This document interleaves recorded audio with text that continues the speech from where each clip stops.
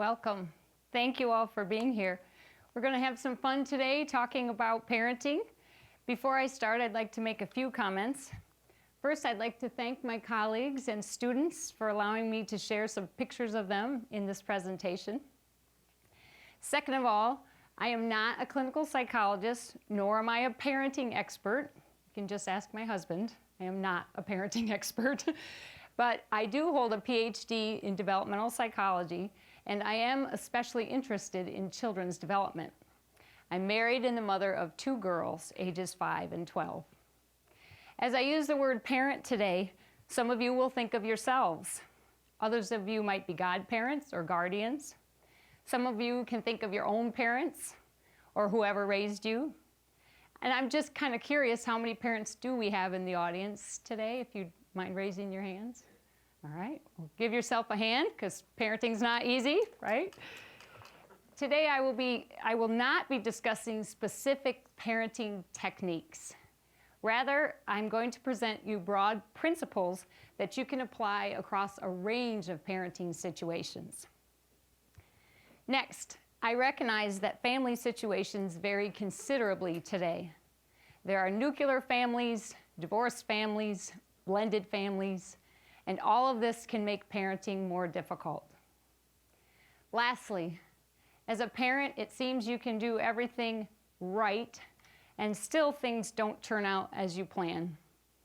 Children make mistakes, disorders unfold, life happens.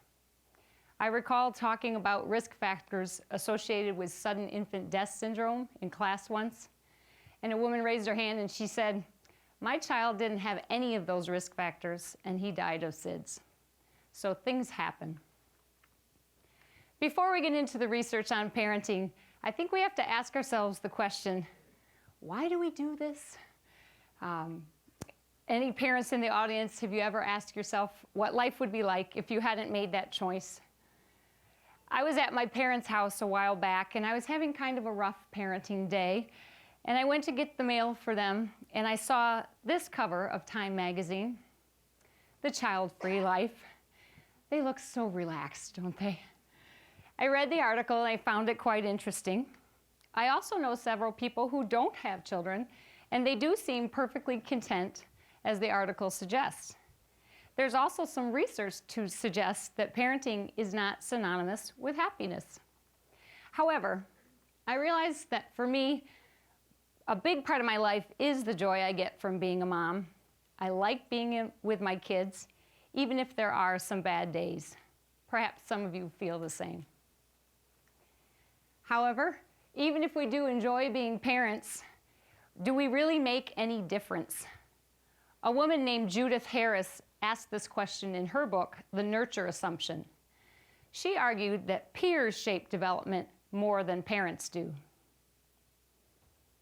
Psychologists Sandra Scar and David Rowe argued that parents' influence is primarily in terms of the genetic endowment passed on to the child. As long as the home environment is good enough, that is, providing for basic needs and not harming a child in any way, how a child turns out is really a result of his or her genetic propensities, not specific behaviors or decisions of the parent. In a way, I think this kind of takes a lot of the pressure off of us parents to do the right thing. Lastly, there's more research in the past decade about the power of siblings to shape our personalities. Anyone who remembers arguing with your brothers or sisters as a child can attest to the fact that siblings help define who we are, how we react to others, and who we become. And so, certainly, parenting is one piece of the puzzle in explaining who we are and who children become. But I like these words from Jerome Kagan, a prominent developmental psychologist, as he debated with Judith Harris about the role of parents. Let's take a listen.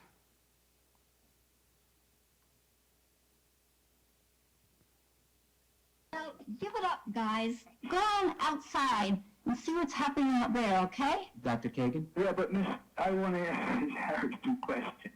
Yes, we haven't made much progress in 50 years. That's right, because the problem is very difficult. But I have 2 questions for you. Number 1, do you think that the values and perspective on society society that parents give their children while they still have them in the first 10 years. Are people good or bad? Be suspicious or not? Trust or not? Which influence your adult personality. Do you think children, once they reach 15 and leave their home, suddenly forget all those? I hope you believe that they carry them into their adult lives. And the second point is this. I happen to be a fan of autobiographies and memoirs. I bet in my lifetime I've read 200. And I can tell you, I have never read one in which the author, man or woman, musician or scientist, explorer, said peers were the most important influence on their lives. And I estimate over 3/4 said that it was their parents' values and actions toward them that had a profound influence on what they were like, not as children, but as adults. Okay. So for today, let's assume that parents do matter. I would like everyone to think for a few moments about their priorities in raising children. Would you just take a moment with someone who's sitting next to you and look at this list? If you had to pick 2 or 3 of those as your top parenting priorities, would you please tell your neighbor what they might be? Give you a minute to do that.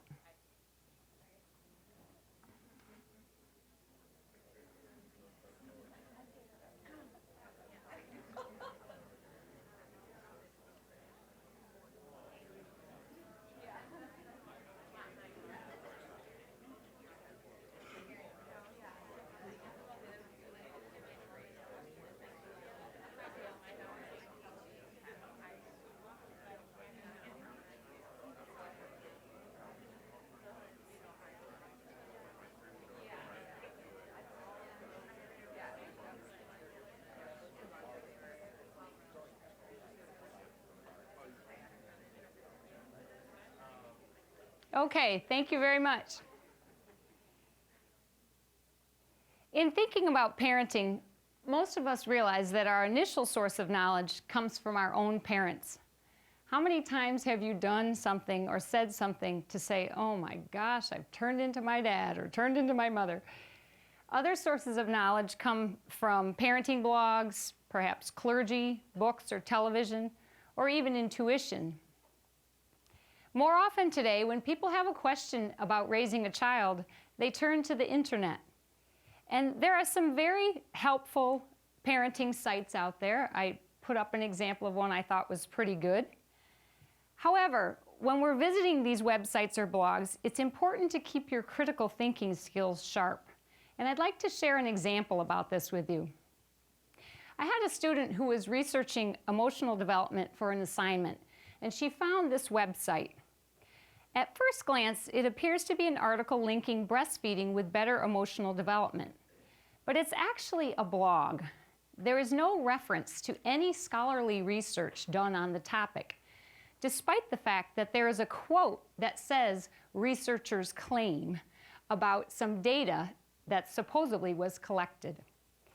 When I clicked to try to find the original research, I was taken to another blog with a post written by Dr. Greg, whoever that may be. When I clicked on the blue lettering, I thought, okay, this is going to take me to the original research. However, it just brought me to another blog. So this is really important for us to remember. And I'd like to show you an example of a better example of how this could work. Suppose you were researching stress in children, and here's a website. When you click on those blue words that says one recent study, it takes you directly to the scholarly research. So you can see for yourself the research that was done to support the claim. So perhaps the best way to feel confident in the credibility of what you're reading about child development is to turn your attention to scholarly, peer-reviewed academic journals. Empirical research provides a systematic way to explore our questions about parenting. Researchers utilize the scientific method to formulate a question, gather data, run statistics, and then develop conclusions based on that data. This can provide us answers that go beyond simple speculation or opinion. Now, as you can guess, research in parenting is not easy to do. How do you measure the complex interactions that make up the parent-child relationship? One woman sought to do this, and her name is Diana Baumer. I had the pleasure of meeting her years ago when I was in graduate school. She is now 86 years old. Back in the late 1960s in Berkeley, California, Baumer observed interactions between mothers and young children in their homes. Her use of observation instead of self-report is considered by many to be the gold standard as a methodology for studying parent-child interactions. In her original study of parenting, 150 Caucasian preschoolers, average age of 4 years, were observed at school and at home during 2 home visits of 3 hours each, followed by a structured interview with the mother and father. The goal of the research was to describe the parenting used by the mother. And I should note that since then, the method has been used with fathers as well. Styles were based upon 2 dimensions that Baumer noticed differed across mothers, that of warmth and control, or responsiveness and demandingness. So I'd like to review those types with you. I'm going to quote directly from Baumer's 1967 article in which she describes the styles of the mothers. Again, remember, the descriptions could certainly apply to fathers as well. So first, let's look at the permissive parent. This parent is high on warmth but low on control. In Baumer's words, the permissive parent attempts to behave in a non-punitive, acceptant, and affirmative manner toward the child's impulses, desires, and actions. She consults with him about policy decisions and gives explanations for family rules. She makes few demands for household responsibility and orderly behavior. She presents herself to the child as a resource for him to use as he wishes, not as an ideal for him to emulate, nor as an active agent responsible for shaping or altering his ongoing or future behavior. She allows the child to regulate his own activities as much as possible. She avoids the exercise of control and does not encourage him to obey externally defined standards. She attempts to use reason and manipulation, but not overt power, to accomplish her ends. So let's take a look at a classic clip here from Willy Wonka that's a little bit dramatic, but I think it gives you the idea. No harder. 19,000 bars an hour, Shelley. 760,000 have done so far. You promised, Daddy! You promised I'd have it the very first day! You're going to be very unpopular around here, Henry, if you don't deliver soon. That breaks my heart, Henrietta. I hate to see her unhappy. I won't talk to you ever again! You're a rotten, mean fellow! You'll never give me anything I want! And I won't go to school till I have it! Veruca, sweetheart, angel. There are only 40 kids left in the whole world, and the whole ruddy world's hunting for them. What can I do? Okay, so again, a little dramatic, but you get the idea. Who's in charge in that scenario is what you should be asking yourself. Let's take a look next at the authoritarian style. This is a combination of low warmth and high control. The authoritarian parent attempts to shape, control, and evaluate the behavior and attitudes of the child in accordance with a set standard of conduct, usually an absolute standard, theologically motivated and formulated by a higher authority. She values obedience as a virtue and favors punitive, forceful measures to curb self-will at points where the child's actions or beliefs conflict with what she thinks is right conduct. She believes in keeping the child in his place, in restricting his autonomy, and in assigning household responsibilities in order to inculcate respect for work. She regards the preservation of order and traditional structure as a highly valued end in itself. She does not encourage verbal give and take, believing that the child should accept her word for what is right. Baumer adds, these parents are less warm, more detached, and controlling. Now, I think authoritarian parenting can run a little bit on a continuum from a strict parent, but who rarely uses physical punishment, to really a borderline verbally and physically abusive parent. I'd like to share a clip with you that perhaps doesn't represent all of authoritarian parents, but I think it does give you a little bit of an example.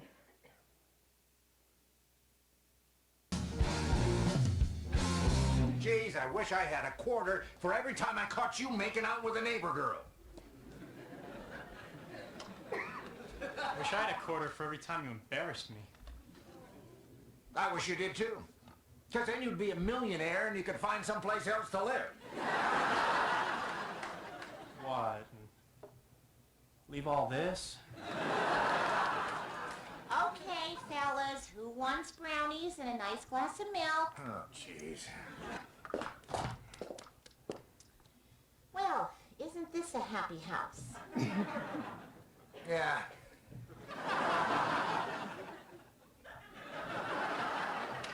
This is not a happy house.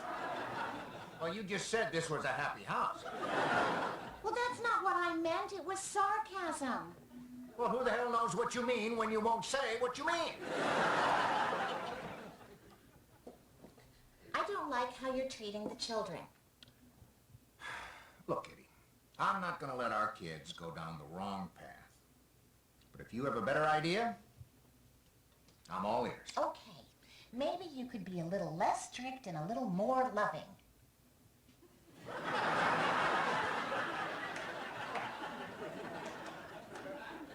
Okay, Kitty. Enough with the sarcasm.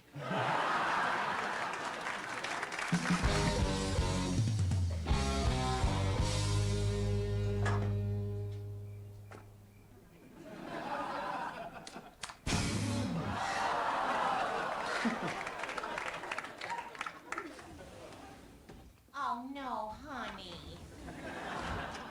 Yep, he thought he could sneak out. So, what now, Ho Chi Minh? Well, I'll tell you one thing.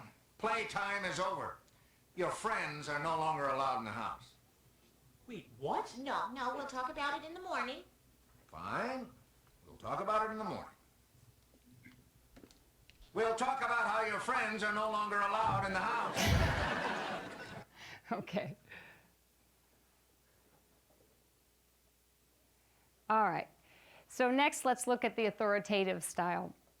The authoritative parent attempts to direct the child's activities in a rational, issue-oriented manner. She encourages verbal give and take, shares with the child the reasoning behind her policy, and solicits objections when he refuses to conform. Both autonomous self-will and disciplined conformity are valued by the authoritative parent. Therefore, she exerts firm control at points of parent-child divergence, but does not hem the child in with restrictions. She enforces her own perspective as an adult, but recognizes the child's individual interests and special ways. The authoritative parent affirms the child's present qualities, but also sets standards for future conduct. She uses reason, power, and shaping by regimen and reinforcement to achieve her objectives, and does not base her decisions on group consensus or the individual child's desires. So this style attempts to balance high control with warmth and receptiveness to the child's communication. This helps the child grow and learn within a firm but loving environment. And I'd like to show this example from Full House about authoritative parenting. Here goes. My science grade was an F, and Kenny changed it to an A. I'm just guessing she doesn't have the authority to do this. I'm sorry, but with work and all my other classes, I didn't have time to study for my science test. Then you should have come to me and told me what was going on. DJ, we had an understanding. You wanted to be a responsible adult, and this is the least responsible thing you could have done. I just wanted to prove that I could earn my own money. Well, that's all out the window now, because you're going to have to quit your job and no hanging out at the mall until you pull up that grade. Okay. Guess we'll go back to being a kid again. Teach.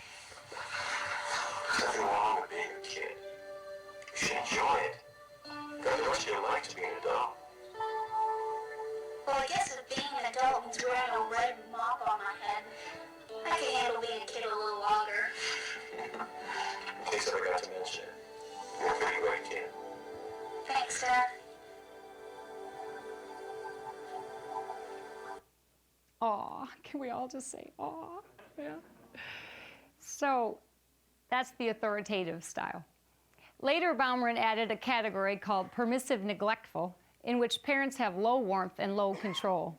These parents are basically absent from a child's life. They show little interest in parenting. Okay, Now that we have reviewed the styles, the question remains, can these styles predict child outcomes? In other words, does it matter? Does it matter what style of parenting you use in terms of the traits or behaviors your child will demonstrate as a result? Literally hundreds of studies have utilized Baumer's parenting styles across a variety of family situations. I'd like you again with a neighbor, please, to just make some predictions. From these parenting styles, what kind of child outcomes do you think would be associated with each of those? How do you think the kids turn out? I'll give you a minute to do that, please.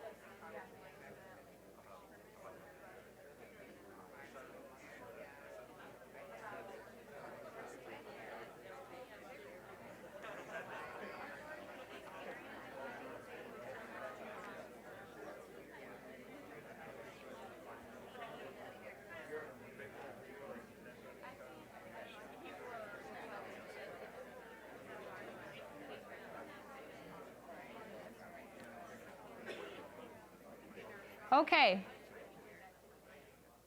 Thank you very much. I will share with you some of the correlations that have been found. Now, please keep in mind, these correlations are generally modest, but they are statistically significant. In other words, many things affect how a child will turn out, but parenting styles do appear to play an important role. So let's take a look at the permissive style. This has correlated with low levels of self-reliance, exploration, and self-control. That was from Baumer's original study. Other studies found that children of permissive parents are more likely to have difficulty controlling their behavior. They may be more egocentric, non-compliant, domineering, and have difficulties in their peer relations. So maybe you predicted some of those things. Next, when we look at authoritarian parenting, that's the more low warmth, high control parenting. In Baumer's original research, authoritarian parenting was associated with children who were more discontent, withdrawn, and distrustful compared to other children. Findings from other research found that children of authoritarian parents were more likely to be unhappy, fearful, and anxious about comparing themselves to others. They also showed less initiative, had weaker communication skills, and boys especially showed more aggression. In the teen years, children of authoritarian fathers were more likely to abuse substances and show delinquent behavior.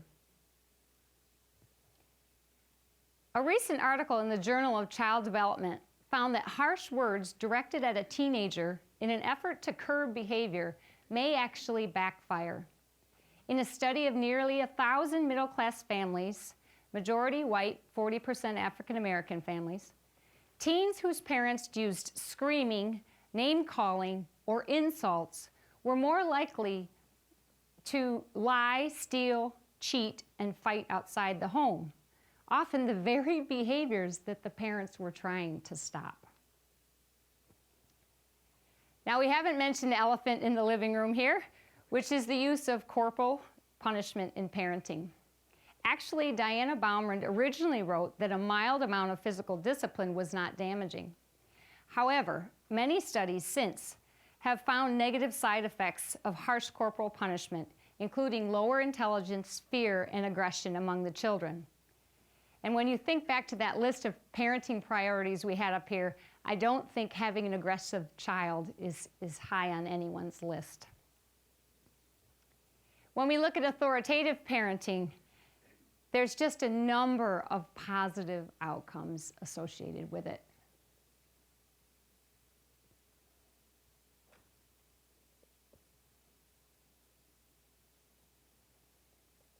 These outcomes make sense to me. When you balance demands on a child within an atmosphere of love, a child will thrive. A recent study by Joseph Allen and colleagues at the University of Virginia found that teens who learned to argue with their parents were more likely to confidently resist peer pressure for substance abuse. I'd like to play you a short clip about this.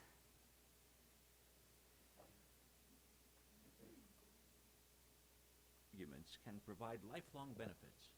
Almost all parents and teenagers argue, but psychologist Joseph Allen with the University of Virginia says it's how they argue that makes all the difference. We tell parents to think of those arguments not just as a nuisance, think of them as a critical training ground. Training in how to argue with calm and persuasive points, not with yelling, whining, threats, or insults. In Allen's study, 157 13-year-olds were videotaped describing their biggest disagreement with parents. The most common arguments were over grades, chores, money, and friends. The tape was then played for both parent and teen. Parents reacted in a whole variety of ways. Some of them laughed uncomfortably, some of them rolled their eyes, and a number of them dove right in and said, okay, let's talk about this. And talking seriously about it, says Allen, is exactly what parents should do. We found that what a teen learned in handling these kinds of disagreements with their parents was almost exactly what they took into their peer world. The peer world, with all its pressures to conform to risky behavior like drugs and alcohol.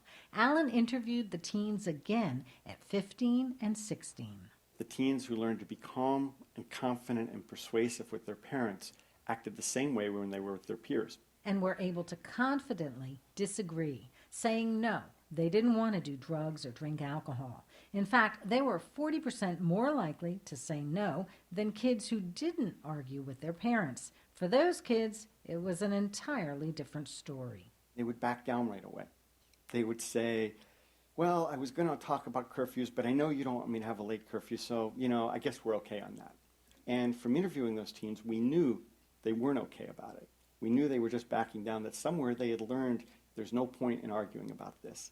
And those were the teens that we really had to worry about. Those were the teens that when their friends would say, hey, let's go out and get drunk tonight, those were the teens that would say, well, okay. Bottom line, effective arguing acted as something of an inoculation against negative peer pressure. Kids who felt confident to express themselves to their parents also felt confident being honest with their friends.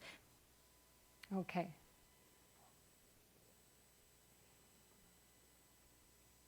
So, in thinking about these parenting styles, you might assume that things are clear-cut. However, we all know things don't work out that way. For one thing, what if two parents in the same household have different parenting styles, right? It's obviously difficult to measure the effect of this. What about parenting girls versus boys? Any difference there, do you think?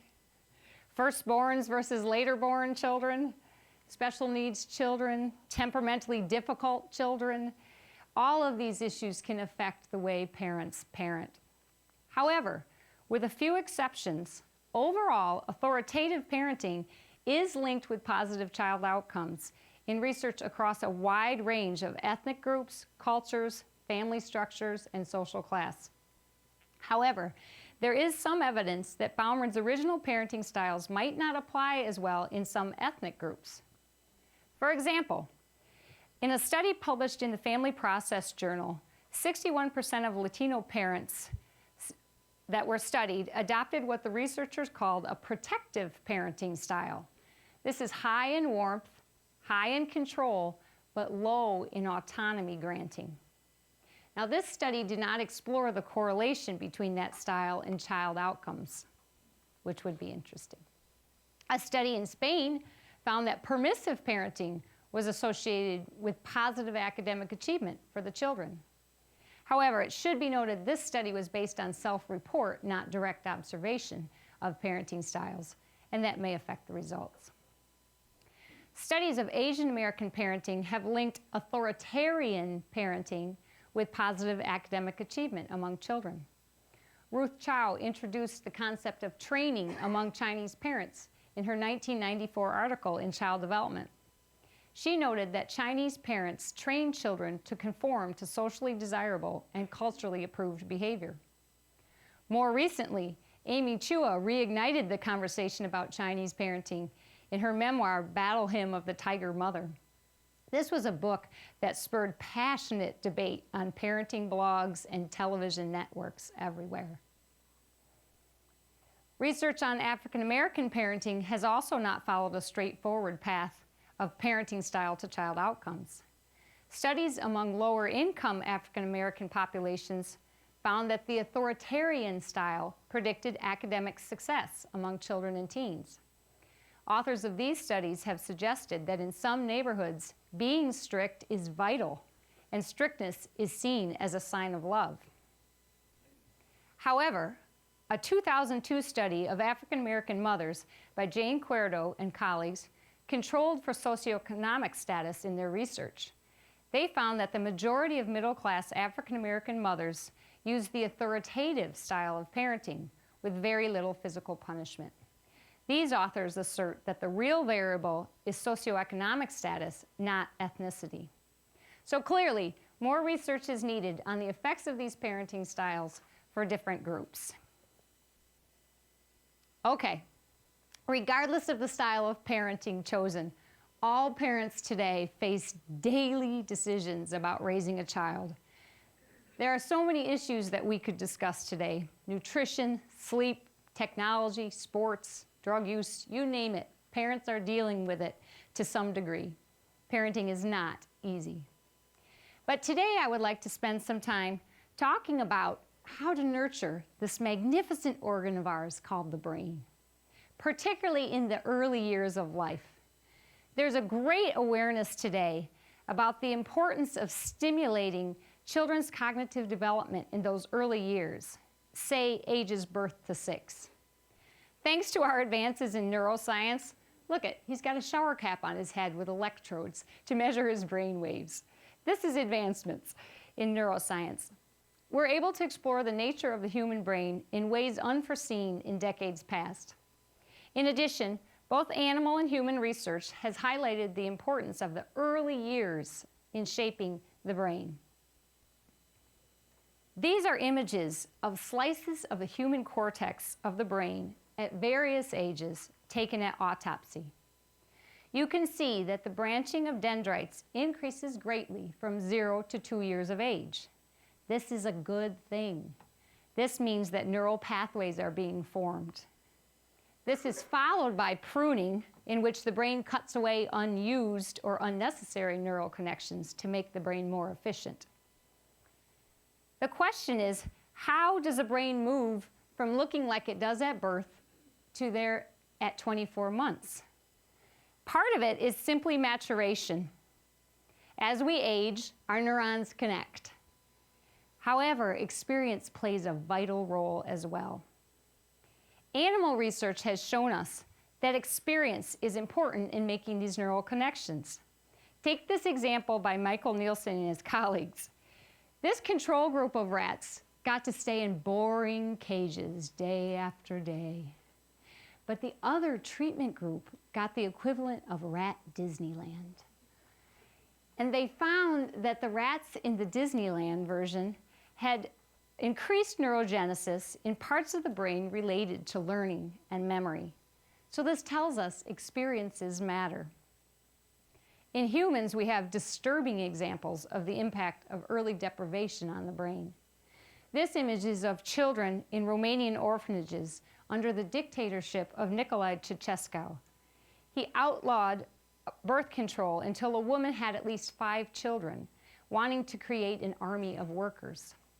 Unfortunately, the families couldn't afford the children, and the state convinced them that the orphanages were fine, that they could raise the children. Sadly, there are still over 70,000 children in these orphanages today. But as you can see from these images, studies have found considerable deficits in areas of the brain related to language, social behavior, motor skills, and emotional development among children in orphanages, compared to children who have someone to hug, hold, comfort, and read to them. I recognize that brain imaging studies can't definitively indicate cause-effect, but I think in this case it's pretty obvious the source of the differences. So clearly we have some telling evidence that infants and children need us. The brain needs environmental input in order to develop properly. I'd like you to, again, please take a minute with your neighbor and just take a look at these examples. What do you think of these ideas for stimulating cognitive development in the first few years of life? Good ideas? What do you think?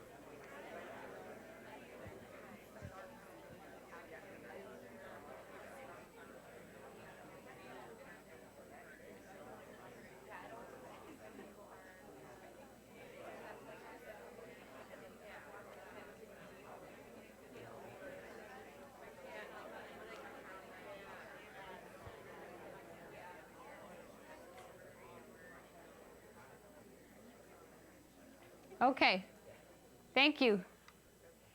As the research on brain development has made its way into popular culture, it seems to me that the toy companies have convinced many parents that the key to successful brain development is through infant DVDs, computer games that teach the alphabet, and expensive programs like Your Baby Can Read.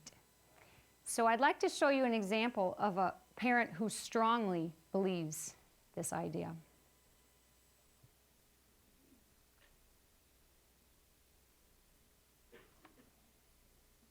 These are flashcards for multiplication. It's never too soon to get started on this type of thing. I mean, we just bought these recently, and some people might say, you know, of course she's not ready for this, but, you know, unless you try, how do you know they're not ready? Maybe she'll get it. She's going to be 3 this summer, so we're going to get started. She's got maracas and a tambourine, right? Because we think the arts are very important. We want her to be well-rounded, and when she goes to school, this is important.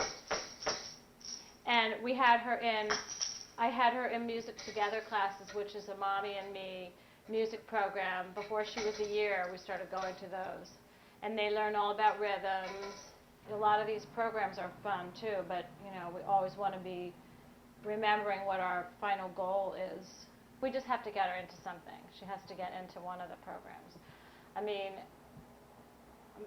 I don't know, maybe she could get, you know, worst case scenario, we would put her in, you know, one of the preschools that'll take almost anybody, but I hope it doesn't come to that. I want to try to get her into one of the best programs so she can be prepped for later in life.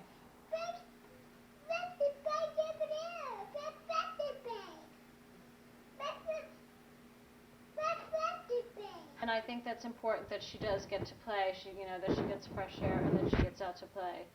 But most of the day, I think it's better for her to have structure because I see so many kids who are just sitting around watching TV all day and they're just wasting their time. If you want your child to get ahead and accomplish things in life, they just have to do it. They just have to really step up to the plate. Okay. Ironically, a study among infants found a negative correlation between infant videos and language development. The more hours of DVD videos infants ages 8 to 16 months watched, the lower their score on a measure of communication. Infants don't learn language by watching a video. They learn it through human interaction. Having a smart child in today's world seems to have become a top priority for parents. And it feels to me like the pressure on young children to produce and perform has intensified. Now, don't misunderstand me. I want a successful child as much as the next person. But if we look at those parenting priorities, I do wonder, has having an intelligent child become the top priority? I saw this billboard on the side of a bus once. I fully support breastfeeding. There are many benefits associated with it. But clearly, the implication and purpose of this ad is to say if a woman tries breastfeeding, she will increase the chance that her child will become a rocket scientist in the future. And then there is the honor roll bumper sticker.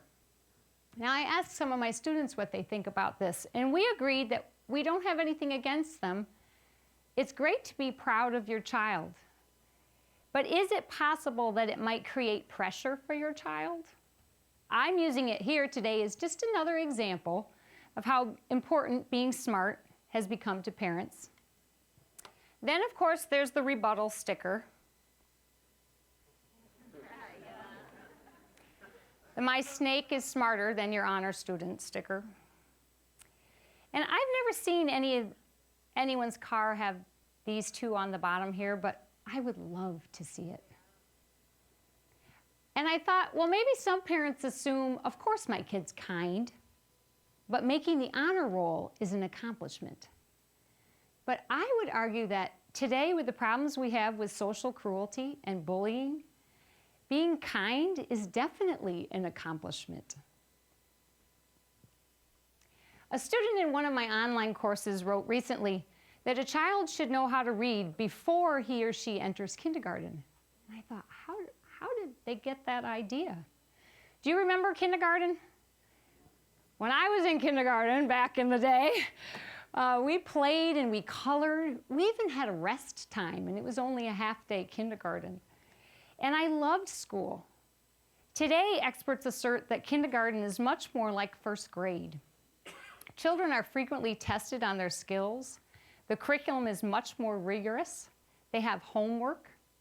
And that led me to ask, are children ready for this ramped up curriculum?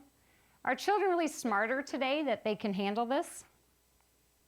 According to the Gazelle Institute for Human Development, the answer is no, at least for the average child. In a nationwide study of 1,200 children, the average age among 3 to 6-year-olds for drawing a triangle or counting 4 pennies was the same today as it was in 1925 when Arnold Gazelle conducted his original research. Mary Guccini, the director of the Gazelle Institute, states, "People think children are smarter and that they're able to do these things earlier than they used to be able to, and they can't. I would argue that some children can, but it's the ones that can't that I'm concerned about." So let's get back to this idea of how do we nurture the brain in those early years of life? What should we be doing? Talk to a child. In a longitudinal study, Hart and Risley observed mothers and infants in their homes. They found a positive correlation between the number of words a child heard during infancy, starting at 10 months, and the child's vocabulary at age 3.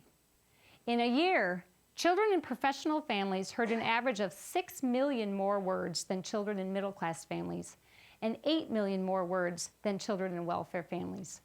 The range was actually 32 million words. And the amount of words heard by an infant translated into his or her vocabulary development at age 3. Preschoolers of professional parents spoke about 1,100 words, in working class families about 750, and in welfare families about 500 words. So what does this tell you? Talk to infants. When you're in the grocery store with your 10-month-old, talk about what you see. Who cares if people think you look kind of crazy talking to a 10-month-old, right? It will help their vocabulary development. In research that I published under the direction of Fred Morrison at Loyola University of Chicago, we found that the strongest predictor of a child's reading and vocabulary skills upon entering kindergarten was the literacy environment of the family. Did they read to the child? Did they monitor how much TV he watched? Did they take her to the library? These are not expensive things to do, but they take effort and consistency. and they make a huge difference in the cognitive development of a child. If you don't believe me, I'll show you a clip here from Jim Carrey, and maybe you'll believe him. Let's see.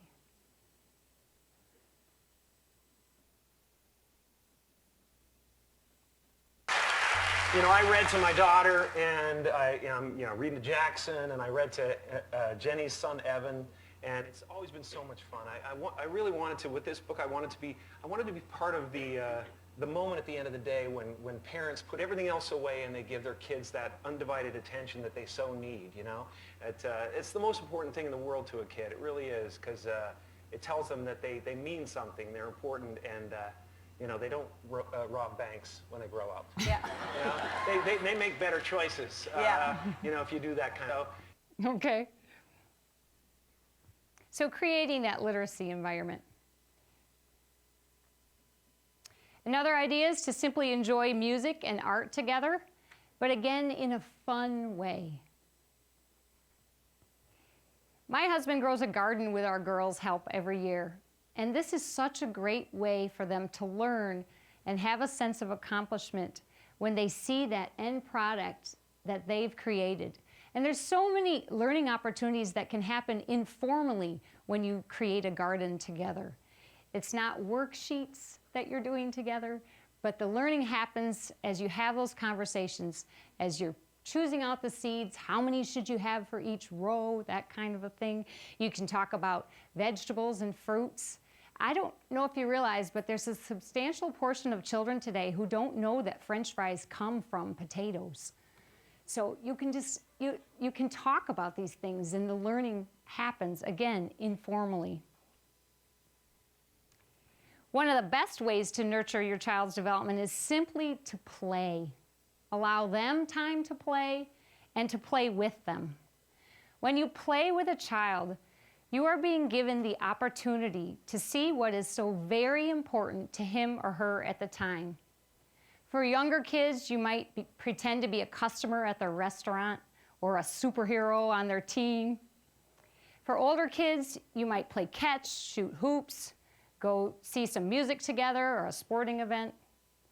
And please, turn off your cell phone when you do it. As much as possible, kids need us to be there for them and fully present when we play with them.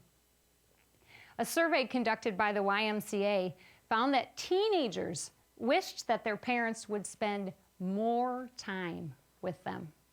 They frequently named a parent as their hero. They valued the time with their family. Now, I'm going to take a risk here, but I'd like to share a few examples with you from my own household of how learning can happen through play. My daughter and her friend had a pumpkin sale the other day on the driveway, and as they did it, it was so interesting that they talked about the shapes of the pumpkins, the size of the pumpkins. This girl charged me $20 a pumpkin, and then my daughter said, no, it's okay, you can just pay $1. So they're learning through their play. This is an example where we're sorting letters together. I'll show you just a little bit of this. Just started recording. R's! Awesome. All R's? Cool. Let's put it in a pile. All right, now what do we do? And a letter P. Find the letter P.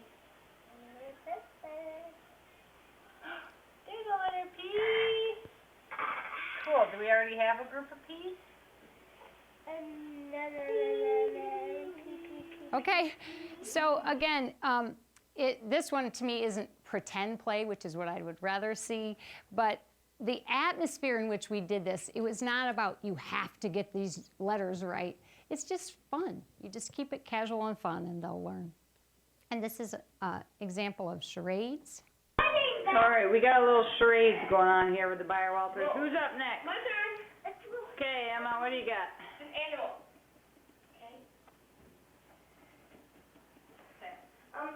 A unicorn. A dancing princess on a pizza. Elephant. A snake. No. A champion. Oh, honey.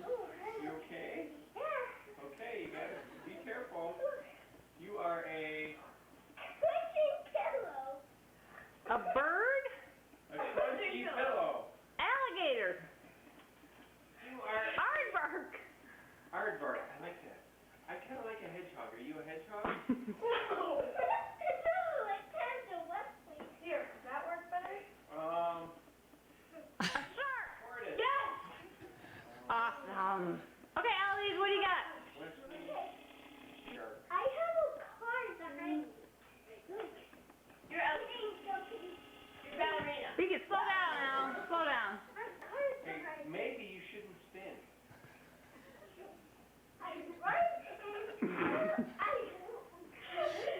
Can you act something out? Can you be something? Okay. You can also learn a bit about where your child's cognitive development level is as you play a game like that, right? So I would just say take time to interact with your child and the learning will come. Your child will not only become smarter as a result, but he or she will have your love and attention, which is really what a child wants and needs the most. So I would conclude with this slide. Think of your child less as a product to create and more as a person to enjoy. Thank you.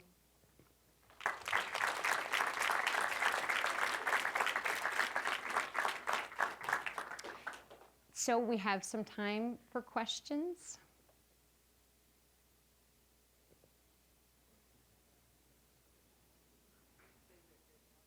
Oh, thank you. She said I did a great job. Thank you very much. I have a personal experience that I don't really know how to handle. My son is really good at home, but then when I bring him, like, he goes to school, he acts out, and I feel like at home I'm doing a really good job of being listening, but I feel like the world is just looking opportunities that I'm putting on my son. So well mannered. But then there's other children that act out, and they talk, sometimes he does that at school. Right. It's hard for me to take control of the whole situation. And he's also autistic as well. So she had a question about her child who suffers from autism and just how difficult it is for her with the parenting at home versus out at school and out in the world. And I would be happy to talk with you more, maybe even after the talk. Again, because whenever you have a specific situation when it comes to parenting, I don't think there is one right answer, and sometimes it's hard to know without knowing the full situation. But again, I think you can take these principles that we've talked about today and try to apply them. But I'd be happy to talk with you more about it.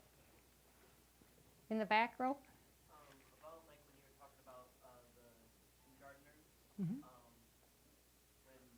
I was I went through preschool, and then because like how I was, my parents thought I still needed kindergarten again.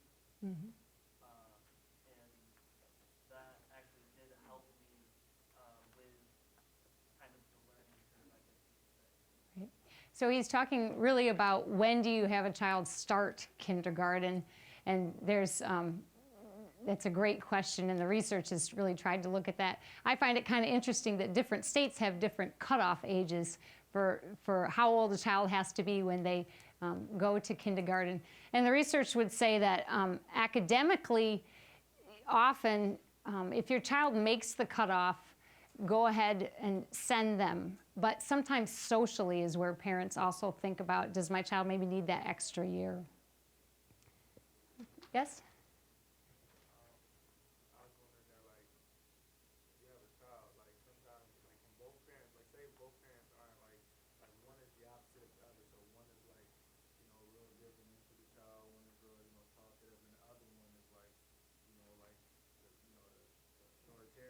Mm-hmm. So like my daughter, like with everybody else, she's kind of, piece of work, and they, stuff like that. But with you and me, yeah, she's like a perfect little angel to me. So right. I was like, why is that? Right. So his question was again looking at what I mentioned earlier about what happens when you have two parents with different parenting styles. And can you guess kind of what the traditional framework is for that? The mother tends to be more permissive, and the traditional structure was dad was more authoritarian. But as you say, sometimes that can make it difficult for the child.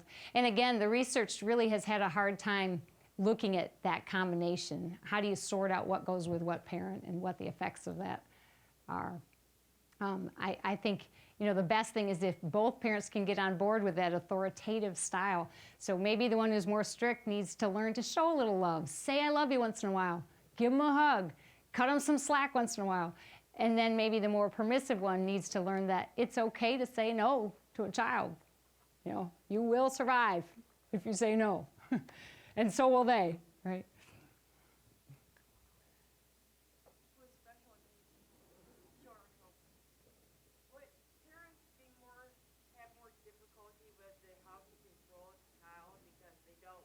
Understand how to do it per se, like they're more trying to show love, but having the cutoff point of what not to do because, like, well, does it pertain to my child's special needs, or it's just them being a child and Right. not listening to mommy and daddy?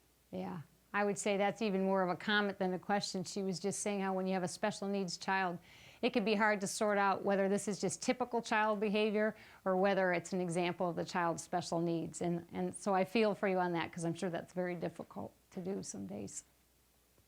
Do you think that readiness assessments for kindergarten are positive or negative? It gives you about 25 minutes for them to assess if your child's ready or not. Yeah.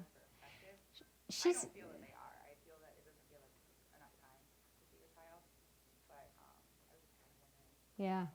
She's asking about kindergarten readiness assessments, and I don't know enough about that probably to answer it for you, but I would say that what I've seen in the literature is different districts seem to have different assessments associated with whether a child is ready or not. So I remember reading once that 65% of kindergarten teachers said they didn't think the children had the skills they wanted them to. And what kindergarten teachers are looking for is, can they sit still? Can they pay attention? You know, do they have those social skills? Not do they know their colors, their shapes, and numbers, which seems to be the focus for so many people. But Going off of that, I have a sister who went to a school in Comstock Park, and then she transferred over to Kentwood, and she had to end up repeating like the first grade because the people at Kentwood didn't feel that she was ready enough based on what she learned in Comstock Park. And then I also think that a lot of our society is so technology based. Like she's in the first grade and she has to do online math and reading and everything, and it's just like with them have like reading her online versus her like reading the physical book like in front of her and like getting to sound everything out. Like I just feel like I don't know if that's impairing like the way that she like learns or like that kind of thing. yeah. So you're looking kind of a little bit about the child's individual learning style as well. And the whole technology is so interesting. So kindergartners are taking tech literacy class once a week to learn how to use those computers and things. We have time for one more? To kind of like go off what you were saying, like I think like kids should be able to like learn at their own pace because like I know I had a hard time learning at like what the school's pace was, like with math, learning English even. Right. That's So you're saying the need for a bumper sticker that says, my child can learn at his own pace. That would be very good. Yes, I agree. All right, thank you very much. Thank